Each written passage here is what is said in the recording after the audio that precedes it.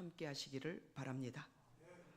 이 시간 무더위와 삶의 무거운 짐을 내려놓고 예수님께서 산에 올라가 제자들과 무리를 향해 하나님 나라의 백성이 어떤 삶을 살아야 하는지를 말씀하신 이야기를 우리는 오늘 본문을 통하여서 보았습니다. 그리고 시온 찬양대의 찬양으로도 우리가 함께 하나님 앞에 올려드렸습니다. 이것이 오늘 우리가 읽은 말씀 산상수훈입니다. 오늘 본문 말씀을 보면 반복되는 말씀이 있습니다. 복이 있나니 라는 말씀을 반복적으로 말씀하고 있습니다.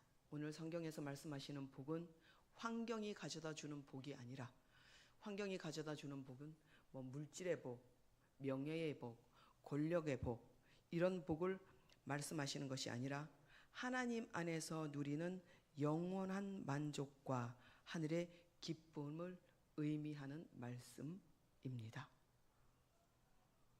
하나님께서는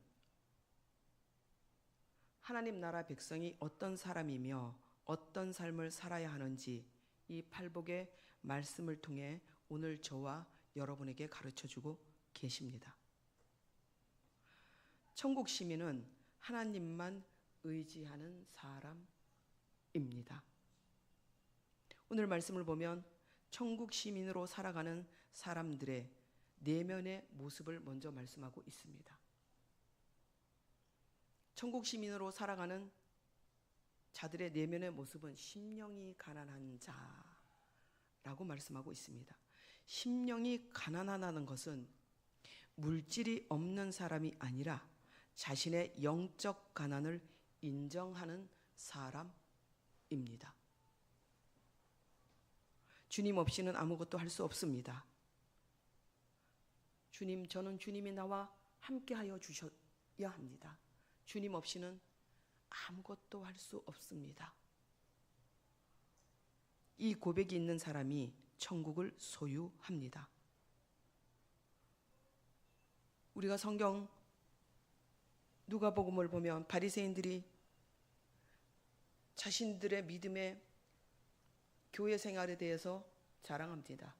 나는 선행을 하고, 나는 기도도 하고, 나는 하나님 앞에 물질도 드리고, 자기의 자랑을 늘어놓습니다. 그러나 세리는 저기 뒤에 앉아서 가슴을 치며, 하나님, 저는 죄인입니다. 저는 죄인입니다. 짧지만 그 속에 많은 것을, 많은 의미를 담고 있습니다.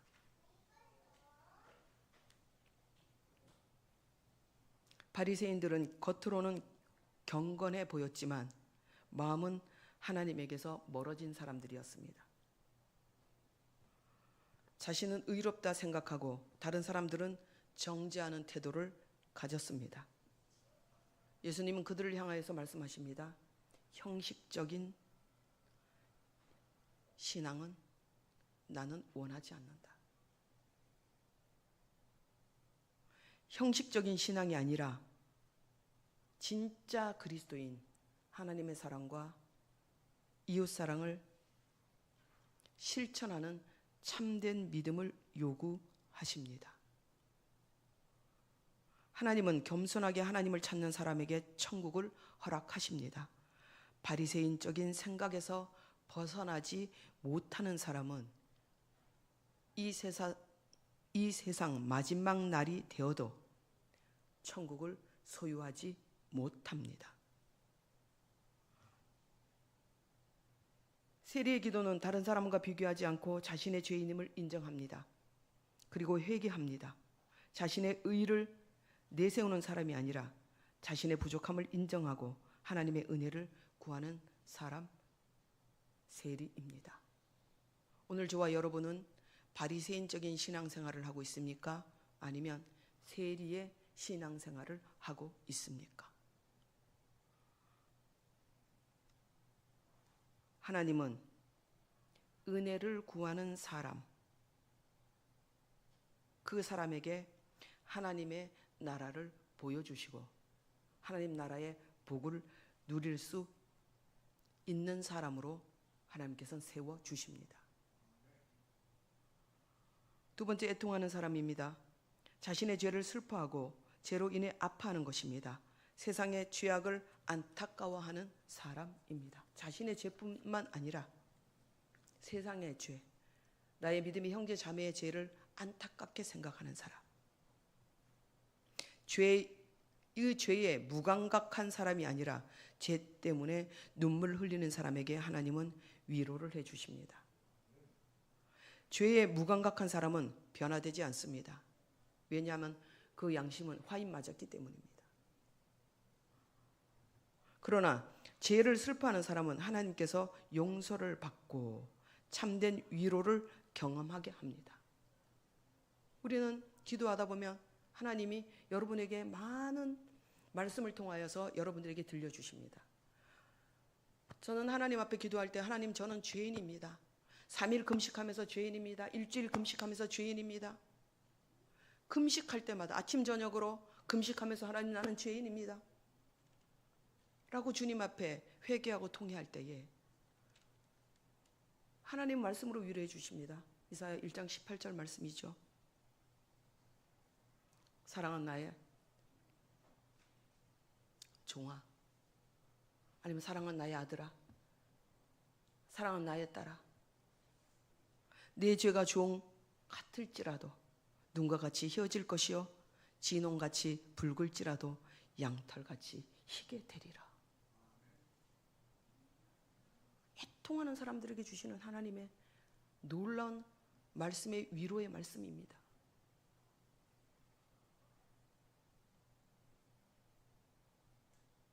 세 번째, 온유한 자입니다. 온유는 약함이 아닙니다. 하나님께 자신을 맡기며 분노보다 사랑을 선택하는 힘입니다. 온유한 사람은 쉽게 화를 내지 않고 다른 사람을 품으며 하나님께 자신의 모든 것을 맡깁니다. 세상은 강한 사람이 이긴다고 말합니다. 하나님은 온유한 사람이 땅을 기업으로 받을 것이라고 말씀하십니다. 사랑하는 우리 동네 충신교회 성도 여러분, 우리 모두 온유한 자 되시기를 바랍니다.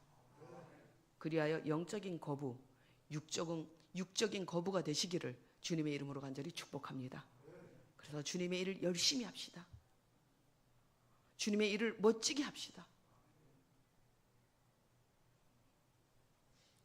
네 번째, 의에 줄이고 목마른 자입니다. 여러분, 배가 고프면 음식을 찾습니다. 목이 마르면 물을 찾습니다. 그처럼 하나님을 간절히 찾는 사람이 복 있는 사람입니다. 오늘 우리는 무엇에 목말라 하며 살아가고 있는지요? 세상의 성공보다 하나님의 뜻을 갈망하는 사람인가요? 그리스도인인가요? 아니면 세상의 성공을 갈망하는 사람인가요? 예배를 사모하고 말씀을 사모하며 하나님의 의를 갈망하는 사람은 반드시 하나님께서 영육의 필요를 채워주십니다. 여기서 중요한 사실을 우리는 발견합니다. 하나님 먼저 무엇을 하라고 말씀하지 않으셨습니다. 먼저 어떤 사람이 되라고 말씀하셨습니다. 심령이 가난한 사람이 되라, 애통하는 사람이 되라, 온유한 사람이 되라, 의에 줄이고 목마른 사람이 되라 라고 말씀하고 있습니다.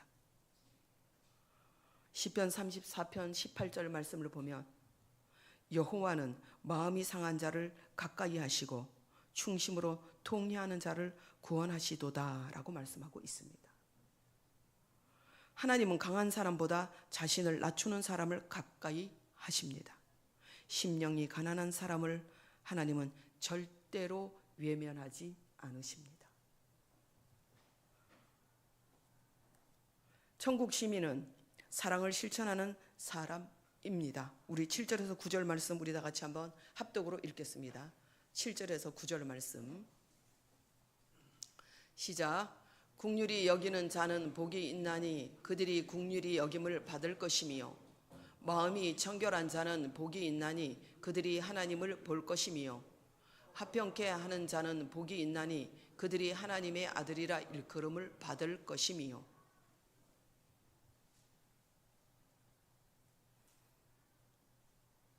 천국 시민 마음에 사랑이 있어야 됩니다. 그 사랑을 실천할 수 있는 사람이 천국 시민입니다. 긍휼히 여기는 사람은 긍휼은 불쌍히 여기는 마음만이 아닙니다. 용서하고 품어주고 손 내밀어주고 그늘이 되어줄 수 있는 사람입니다. 하나님께 긍휼을 받은 사람이 다른 사람에게도 긍휼을 베풀 수 있습니다. 용서받은 사람은 다른 사람도 용서합니다. 사랑받는 사람은 다른 사람도 사랑합니다.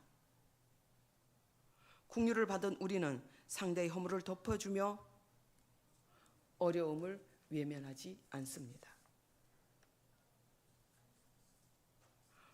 마음이 그다음 청결한 사람입니다.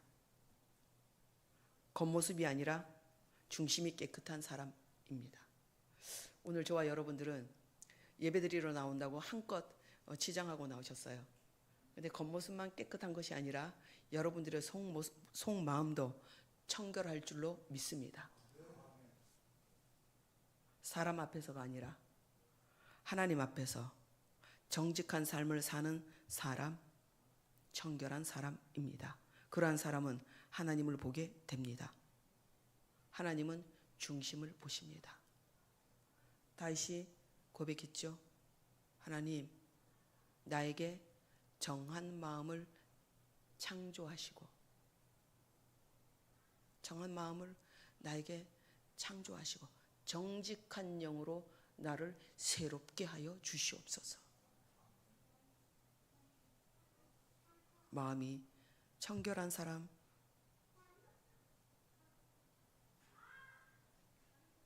그 사람을 하나님은 보고 계십니다. 그 다음 화평케 하는 사람입니다.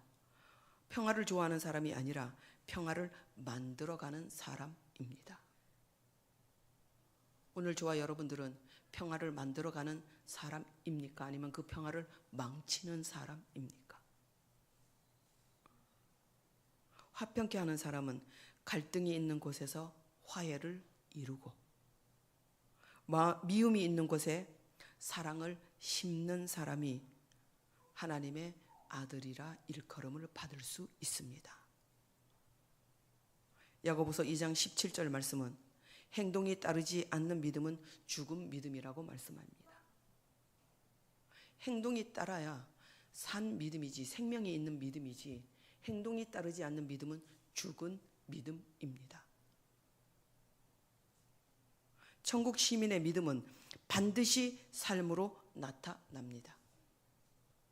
긍휼과 용서와 사랑은 선택이 아니라 하나님 나라 백성의 삶의 방식입니다. 10절에서 12절 말씀을 우리가 다 같이 읽습니다. 시작. 의를 위하여 박해를 받는 자는 복이 있나니 천국이 그들의 것임이라.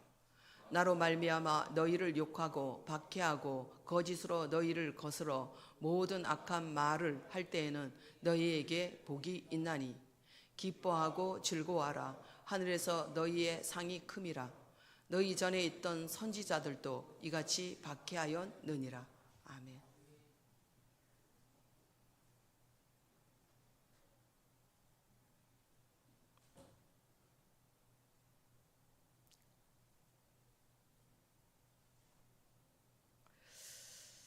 여러분, 예배 시간에 여러분들이 저에게 집중해 줘야지 제가 정말 준비한 말씀을 여러분들에게 잘 전할 수 있습니다. 예배 시간에 말씀 듣는 시간에 제발 왔다 갔다 하지 마시기를 바랍니다. 핸드폰 보지 마시기를 바랍니다. 그러려면 왜 예배 나오는지 모르겠어요.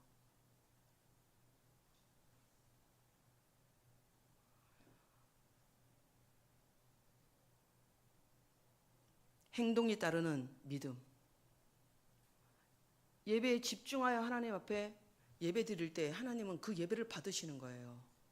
예배 시간에 왔다 갔다 하면 말씀 전하는 사람도 집중이 안 돼요. 제발 부탁드립니다.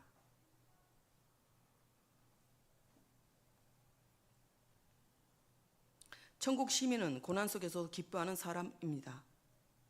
예수님은 마지막 복을 이렇게 말씀하십니다. 의를 위하여 박해를 받는 자는 복이 있다. 세상은 예수 믿는 사람을 이해하지 못할 수도 있습니다. 믿음대로 살다 보면 손해를 볼 수도 있습니다. 정직하게 살면 여러분 바보라고 말하기도 합니다. 예수님 때문에 비난을 받을 수도 있습니다. 그러나 예수님은 말씀하십니다. 기뻐하고 즐거워하라. 기뻐하고 즐거워하라. 너희들이 박해받는 거 기뻐하고 즐거워하라. 왜냐하면 하늘의 상이 크기 때문입니다. 세상은 현재만 보지만 하나님은 처음과 영원을 보십니다. 사랑하는 성도 여러분, 팔복은 좋은 말이 아닙니다.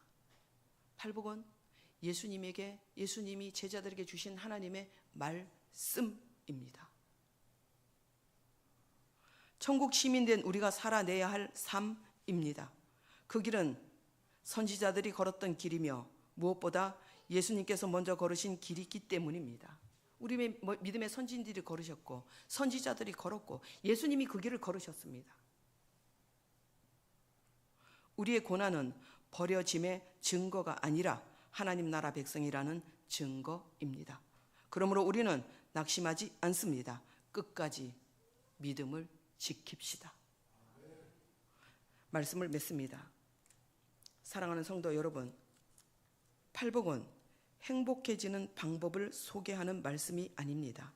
이미 하나님 나라 백성이 된 사람들이 살아가는 모습입니다. 심령이 가난하여지시기 바랍니다. 심령이 가난하여지시기 바랍니다. 긍휼을 베푸십시오. 화평을 이루십시오. 의를 위하여 손해보는 것을 두려워하지 마십시오. 그때 세상은 우리를 통하여 예수님을 보게 될 것입니다. 우리가 있는 가정이 천국이 되고 직장이 천국이 되고 교회가 천국을 맛보는 공동체가 되기를 소망합니다. 이번 한 주도 작은 예수가 되어 세상 가운데 하나님 나라의 복을 흘려보내는 모든 성도들이 되시기를 주님의 이름으로 간절히 축원합니다. 기도하시겠습니다.